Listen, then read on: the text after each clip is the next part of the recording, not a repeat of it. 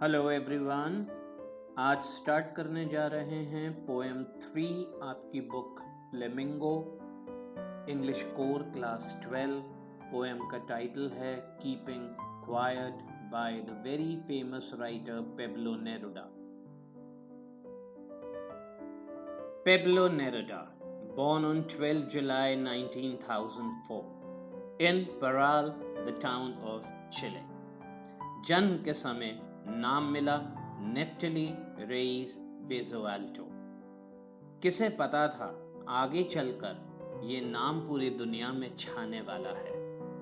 आगे आगे फादर को जब दिखा कि इनका पोएट्री की तरफ बहुत ज़्यादा इंक्लिनेशन है, बहुत ज़्यादा रुझान है, तो फादर और सन के बीच में थोड़ा डिस्कॉर्ड होने लगा, थोड़ी अनप्लेजेंटनेस आने लगी और फादर ने इन्हें हर तरीके से डिस्करेज किया, हर तरीके से हतोत्साहित किया कि वो पोइट्री छोड़ दें। लेकिन पेब्लो नेरुडा धुन के पक्के थे, इनकी इंस्पिरेशन थे, इनके प्रेरणा स्रोत थे जन नेरुडा, और इन्होंने यहाँ से इंस्पायर होकर डिसाइड किया कि वो अपने आप को एक नया नाम देंगे, एक पेन नेम देंगे और उस नाम से लिखेंगे, और ये नाम उन्होंने अपने आप को दिया पेब्लो नेरुडा।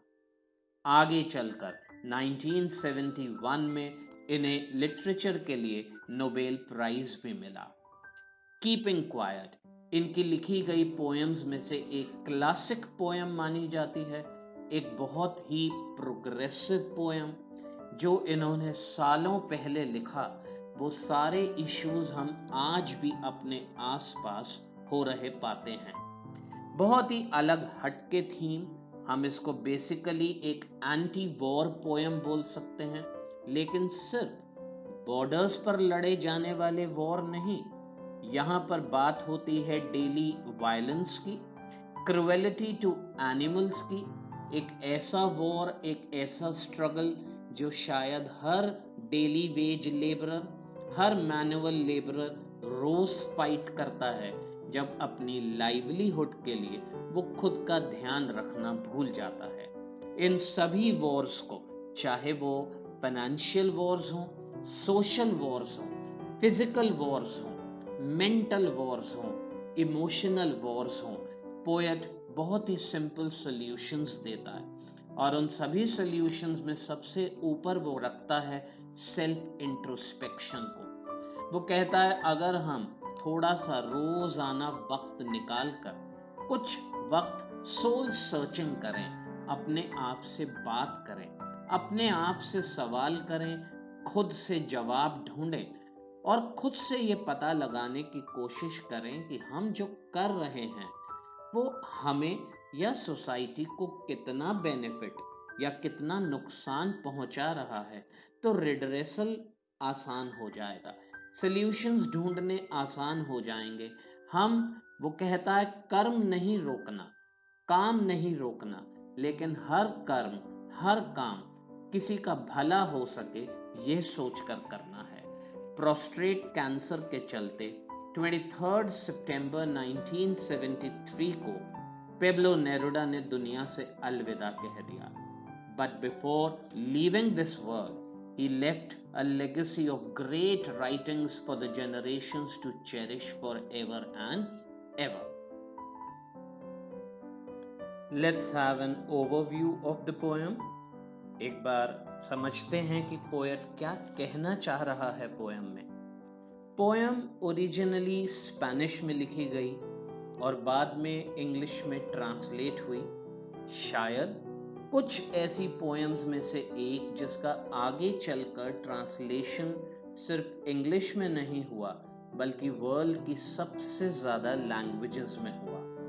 पोएम का main thrust, main focus, poem सबसे ज़्यादा जिस चीज़ की अपील करती है वो है माइंडफुलनेस, इंट्रोस्पेक्शन, रेट्रोस्पेक्शन, कि हम जो कर रहे हैं अगर उसे करने से पहले थोड़ा सोच लें, हम अगर थोड़ा सा वक्त ये निकाल लें जानने के लिए कि हम जो करने जा रहे हैं उसका इम्पैक्ट कैसा रहेगा, तो शायद हम गलत करने से अपने आप को रोक पाएंगे।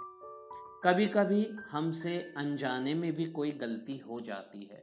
अगर हम थोड़ा सा रेट्रोस्पेक्शन में जा सकें, अगर हम थोड़ा सा अपने आप को पास्ट में जाकर एनालाइज कर सकें, तो महसूस होता है, तो मालूम होता है कि जो हो चुका उसको तो नहीं बदला जा सकता, लेकिन जो होने वाला है उसे ज़रूर सुधारा जा सकता है। वो कहता है कि बहुत ज़रूरी है कि हम थोड़ा सा अपने आप को रोक लें, थोड़ा सा अपने आप को वक्त दें, थोड़ा सोचें और फिर अगर कोई एक्शन लें तो वो डेफिनेटली वर्ल्ड यूनिटी में कंट्रीब्यूट करेगा, वो डेफिनेटली वर्ल्ड ब्रदरहुड में कंट्रीब्यूट करेगा। वो सिर्फ एक अपील करता है पूरी मैनकाइंड से, और वो अपने आप को अलग नहीं रखता उससे, वो खुद को भी इंक्लूड करता है। वो कहता है प्लीज पॉज। वो काम बंद करने के लिए नहीं कहता, वो सिर्फ कहता है please pause, learn to stop. थोड़ा रुकने की आदत भी डालो। हम भाग रहे हैं, हम एक दूसरे से कंपटीशन में हैं, हमारी अपनी इम्पॉसिबल डेडलाइंस हैं, हमें दूसरों को पीछे छोड़ना है, सबसे आगे निकलना है। शायद हम ये कर भी जाएं, लेकिन हम ये नहीं सोच पाते कि ये करने में हमने अपने साथियों का या मदर नेचर का कितना नुकसान कर दिया है।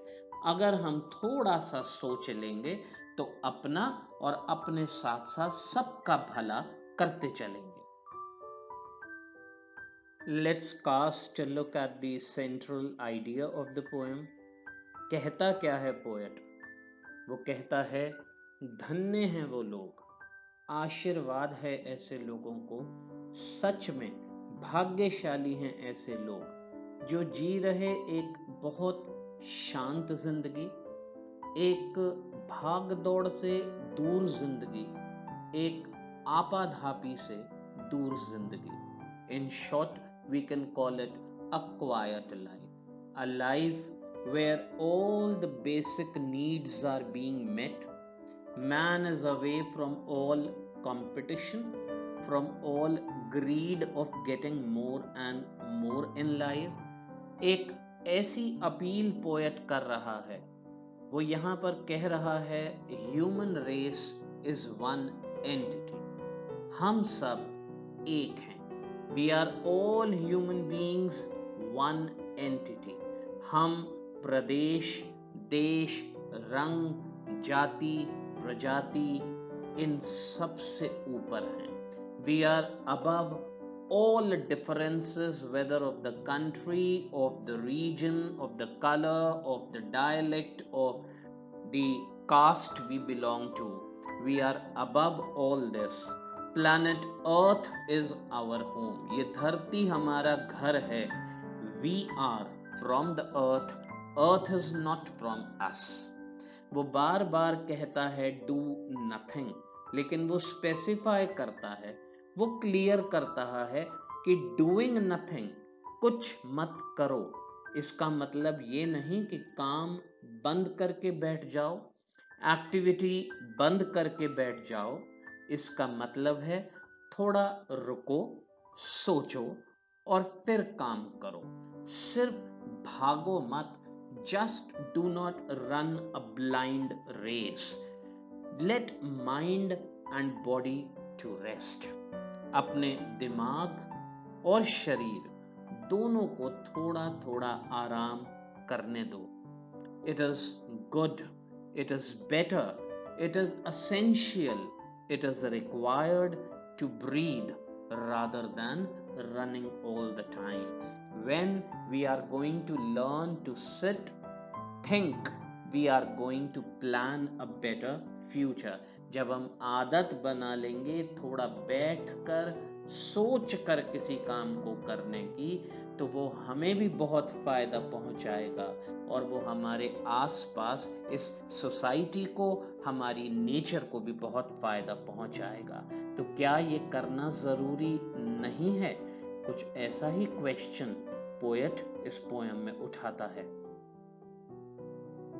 Time to start with the detailed explanation. First stanza. Now we will count to 12 and we will all keep still. For once on the face of the earth, let's not speak in any language. Let's stop for 1 second and not move our arms so much. यहाँ पर सबसे पहले 2 lines अगर आप देखोगे तो आप notice करोगे पोएट कहता है नाउ वी विल। तो कहीं ना कहीं पोएट एक इंक्लूसिव रोल प्ले कर रहा है। वो अपने आप को हम सबसे अलग नहीं रखता, वो बात सबकी एक साथ करता है और वो हमसे रिक्वेस्ट करता है कि 12 तक काउंट करो। Let's all begin counting up to 12. Why the number 12? Specifically, why the number 12? The number 12 represents the hours of the day. The number 12 represents the months of a year. 12 घंटे की सुइयां चलती हैं, 12 महीने होते हैं एक साल में। ज़ोडिएक में 12 सन साइंस होते हैं। 12 बजे वो वक्त होता है जब घड़ी की दोनों सुइयां मिल जाती हैं। कीपिंग क्वाइट टाइटल को देखोगे तो 12 ही लेटर्स हैं उसमें। तो वो क्या कह रहा है इसके थ्रू कि सबको एक होना होगा, सारे डिफरेंसेस को भुलाकर सब एक हो जाओ, सब यूनाइट हो जाओ, बिल्कुल शांत बैठ जाओ, आराम से बैठ जाओ। सब लोग अपने मन में हर भाषा भेद को मिटा दो। We need to rise above all kinds of linguistic chauvinism. छोड़ दो ये कहना कि मेरी भाषा तुम्हारी भाषा से अच्छी है। All to practice speaking the language of silence. जब हम सब शांत होना सीखेंगे, जब हम सब शांत होकर सोचना सीखेंगे, तो हम कहीं ना कहीं पूरे वर्ल्ड को यूनाइट करना सीख जाएंगे। हम अगर अपनी आर्म्स को थोड़ा हिलाना बंद करेंगे तो हम बहुत सारी प्रॉब्लम्स का सल्यूशन ढूंढ लेंगे। यहाँ पर आर्म्स के 2 मीनिंग्स होते हैं। पहला हमारा बॉडी पार्ट और दूसरा आर्म्स को कहा जाता है वेपन, एम्यूनिशन। वो कहता है इन सब पर फुल स्टॉप लगाओ और देखो कि कितनी सुंदर दुनिया हम सब ने मिलकर क्रिएट कर दी। We start with stanza 2. It would be an exotic moment, without rush, without engines. We would all be together in a sudden strangeness. Fishermen in the cold sea would not harm whales, and the man gathering salt would look at his hurt hands. आ गई वही बात जो मैंने start में कही introduction के time. Wars अलग अलग तरह के। यहाँ पर एक वॉर जो हम रोज अपने आप से ही लड़ते हैं क्योंकि हमें औरों से हमेशा रेस में आगे रहना है, और एक ऐसा वॉर जो एनिमल्स के अगेंस्ट होता है, और एक ऐसा वॉर जो इंसान अपनी लाइवलीहुड के चक्कर में अपना ध्यान रखना भूलकर शुरू कर बैठता है। वो कहता है जब हर चीज कुछ वक्त के लिए रुक जाएगी, वो बहुत ही रेयर सिचुएशन होगी, बहुत ही एग्जॉटिक मोमेंट होगा। एक ऐसा मोमेंट जो ना पहले कभी देखा गया, जो पहले ना कभी एक्सपीरियंस किया गया। किसी को किसी से कोई कंपटीशन नहीं होगा। सब मशीनरी रुक जाएगी कुछ देर, मशीनरी को भी आराम मिलेगा, नॉइज पोल्यूशन से भी थोड़ी देर हमें छुटकारा मिलेगा। हर कोई बिल्कुल शांत होकर बैठेगा। ऐसा लगेगा मानो पूरा एनवायरनमेंट, पूरा एटमॉस्फेयर बहुत अलग है, जहां पर हम सब एक दूसरे से यूनाइटेड हैं। थोड़ा अलग होगा, थोड़ा स्ट्रेंज होगा, क्योंकि इससे पहले ये मैनकाइंड ने, ये हमने कभी एक्सपीरियंस नहीं करा, कभी प्रैक्टिस नहीं करा। कितना अलग होगा ये सिनारियो, कितना खूबसूरत होगा ये सिनारियो जब हम एक दूसरे को ना तो खाने के लिए ना लाइवलीहुड के लिए किसी भी तरह का कोई नुकसान पहुंचाएंगे। किसी का किसी से कोई कंपटीशन नहीं होगा। हर कोई जितना उसके पास है उतने में सैटिस्फाई होना शुरू हो जाएगा। लोगों को वक्त मिलेगा अपनी इंजरीज की तरफ देखने का।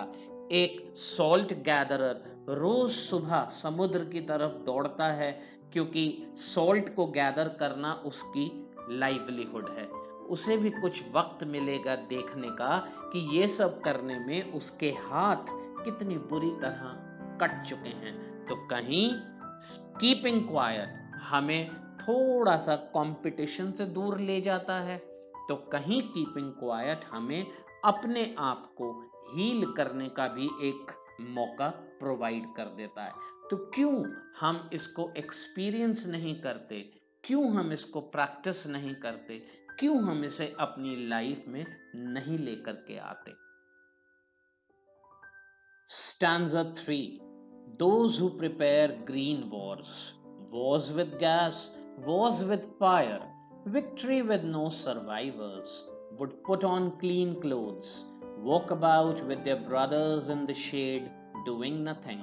What I want should not be confused with total inactivity. Life is what it is about. I want no truck with death. Wars का एक और मैनिफेस्टेशन, एक और डिफरेंट फॉर्म पोएट इस स्टैंजा में लेकर आता है। ग्रीन वॉर्स, हर वो एक्टिविटी जो नेचर को नुकसान पहुंचाती है वो ग्रीन वॉर है। चाहे वो डिफॉरेस्टेशन हो, चाहे वो माइनिंग हो, चाहे वो फिशिंग हो, चाहे वो ऐसे सोल्जर्स हों जो न्यूक्लियर वेपन्स का यूज करते हैं। Wars with gas, Wars with fire, nuclear weapons का यूज, केमिकल वॉरफेयर का यूज। वो कहता है हम सब ये सारे काम बिना सोचे समझे रोजमर्रा की जिंदगी में करते हैं। वक्त आ गया हम थोड़ा समय बैठकर इंट्रोस्पेक्ट करें कि ये हमारे सब एक्शंस का कॉन्सिक्वेंस क्या होने वाला है, इनका रिजल्ट क्या होने वाला है। हम या तो सिर्फ अपने काम कर रहे हैं या हमसे ऊपर बैठे सुपीरियर्स के हम ऑर्डर्स को फॉलो कर रहे हैं। क्या हमारा नेचर के प्रति, हमारे अपने साथियों के प्रति कोई उत्तरदायित्व नहीं, कोई रिस्पॉन्सिबिलिटी नहीं, कोई मॉरल ऑब्लिगेशन नहीं। यहाँ पोएट कहता है नए कपड़े पहनो। नए कपड़े पहनो मतलब अपने कपड़े मत बदलो, अपनी सोच बदलो। Adopt a new approach towards life. समझो कि इतने सारे लोगों को मार गिराना कोई विक्ट्री नहीं है। आप बॉर्डर्स पर लड़ते हो, आप एक साइड दूसरे साइड के सोल्जर्स को जानते नहीं हो सिर्फ इसलिए कि वो एक एनिमी कंट्री की तरफ से फाइट करता है। आप उसको मार गिराते हो और फिर आप उसे अपनी विक्ट्री कहते हो। कहता है रोक दो इस चीज को, ये किसी का भला नहीं करती। सब एक हो जाओ, अपने दुश्मन को भी अपना भाई मानो, ब्रदरहुड स्प्रेड करो, पीस स्प्रेड करो, यूनिटी को इस्टेब्लिश करने में एक दूसरे की हेल्प करो। काम मत रोको, लेकिन कुछ वक्त के लिए शांति से बैठकर जो कर रहे हो उसके रिजल्ट्स को सोचो। वो कहता है life is what it is about. जिंदगी लगातार चलने का नाम है, जिंदगी कर्म का नाम है। I want no truck with death. मैं सिर्फ ये कहता हूं कि हर उस एक्टिविटी से अपने आप को दूर रखो जो किसी भी तरह का डिस्ट्रक्शन कॉज करती है। We move with the next stanza. If we were not so single-minded about keeping our lives moving, perhaps a huge silence might interrupt the suddenness of never understanding ourselves and of threatening ourselves with death. He says, we are busy in endless work and task completion. मानो हर समय सिर पर सिर्फ एक ही भूत सवार है, ज्यादा से ज्यादा काम, ज्यादा से ज्यादा डेडलाइंस को मैच कर पाना। हम लोगों ने ना जाने अपने लिए कैसे कैसे टारगेट्स को स्पेसिफाई कर लिया है। The motto of life has not been to earn, to fulfill the basic needs and enjoy the simple pleasures of life. Simple living, high thinking तो मानो हम भूल चुके। Life is all about fulfilling the target of survival. हर वक्त ऐसा लगता है मानो ना जाने कब मौत आ जाए, तो इसलिए मरने से पहले ज्यादा से ज्यादा इकट्ठा कर लें। There is a mad rush going on in the world today. We have no time to take any pause. हमारे पास मानो वक्त ही खत्म हो चुका कि हम थोड़ी देर रुक जाएं, शांति से बैठ जाएं, जो कुछ हमने जिंदगी में अचीव किया है हम उसे भी अप्रिशिएट कर पाएं, हम अपनी ही मेहनत को कुछ कंसिडर कर पाएं।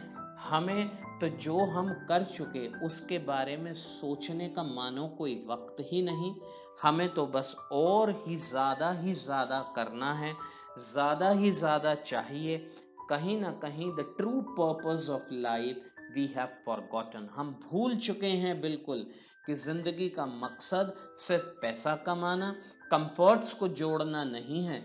जिंदगी का मकसद औरों को भी हमारी प्रेजेंस से कुछ सुख मिल सके, हमारी प्रेजेंस से कुछ आराम मिल सके, हम किसी कंस्ट्रक्टिव वे में इस दुनिया में कुछ कंट्रीब्यूट कर सकें, ये भी हमारे लिए बहुत ज़्यादा इम्पोर्टेंट है जो हम भूल चुके हैं। तो शायद इन लाइंस के थ्रू पोएट हमें यही सब कुछ याद दिलाने की कोशिश कर रहा है।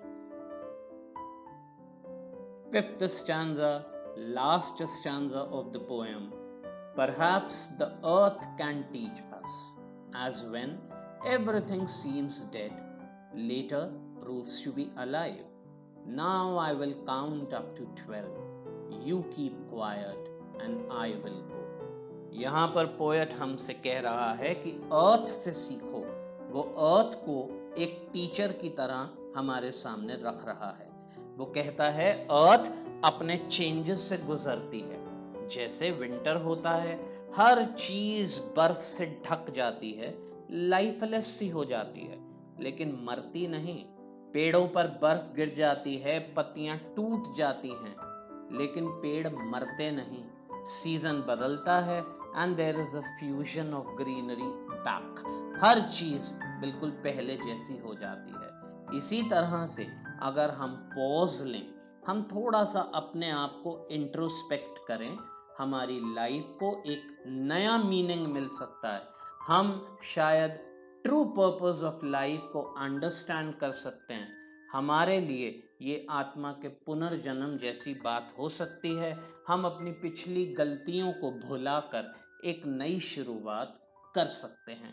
लास्ट की 2 लाइनों में अब पोएट हम सबसे एक अपील करता है कि मुझे जो कहना था वो मैंने कह दिया।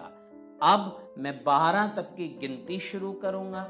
आप सब एक पॉज पर जाओ, एक काम स्टेट में जाओ, 12 तक गिनो और जो मैंने समझाया उसको प्रैक्टिस करना शुरू करो, उसको एक्सपीरियंस करना शुरू करो।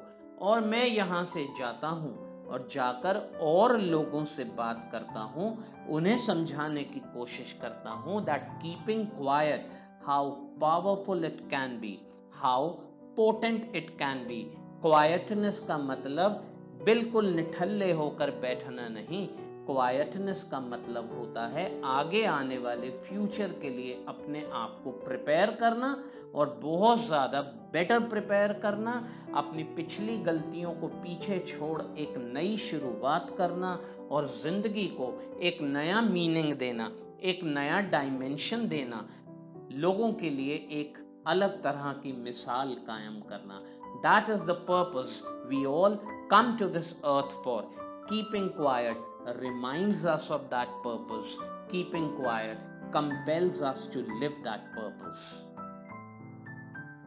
ब्लैंक वर्स में लिखी गई हर पोएम एक लिरिकल फील लाती है with the use of figures of speech, and this poem is no exception. A poetry written in blank verse without any fixed rhyming scheme, but still carries a strong lyrical feel to it with the help of the usage of all these figures of speech. Stanza wise एक बार सबको देख लेते हैं. First stanza, assonance, the use of vowel sound O and E. Example, now we will count to 12, not move our arms so much. Anaphora, two consecutive lines starting with the same word. Here the word is let's. Let's not speak in any language. Let's not move our arms so much. Alliteration, बहुत ही common, सबको पता है. The repetition of a consonant sound at the start of two or more closely placed words. We will W sound is repeated here. Pun, थोड़ा नए किस्म का figure of speech where we use a word that has double meaning, two meanings. Here the example is let's not move our arms so much. Arms, part of body, arms, weapons. Second stanza पर आते हैं. एक बार फिर से very rich use of alliteration. W sound in the expression we would, S sound in the expression sudden strangeness, H sound in the expression his hurt hands. Move to the third stanza. Again an alliteration. W sound in wars with, C sound in clean clothes. Assonance, use of vowel O. Victory with no survivors, would put on clean clothes, walk about with their brothers. Repetition, use of war. Euphemism, again a new figure of speech. ये होता है a mild, indirect word or expression substituted for one considered to be harsh or blunt when referring to something unpleasant. I want no truck with death. यहाँ writer ये नहीं कहता कि जाओ मर जाओ. यहाँ वो कहता है मैं नहीं चाहता कि आप सब किसी भी डिस्ट्रक्टिव एक्टिविटी के साथ इन्वॉल्व रहो. Fourth stanza, alliteration. Weaver, single-minded. Enjambment, and for once could perhaps a huge silence से लेकर of threatening ourselves with death. Fifth stanza, personification. Perhaps the earth can teach us. I hope you like the presentation. I am going to wait for your feedback. Do not hold yourself in giving any suggestions for improvement in the presentations to follow. Thank you for such a wonderful student.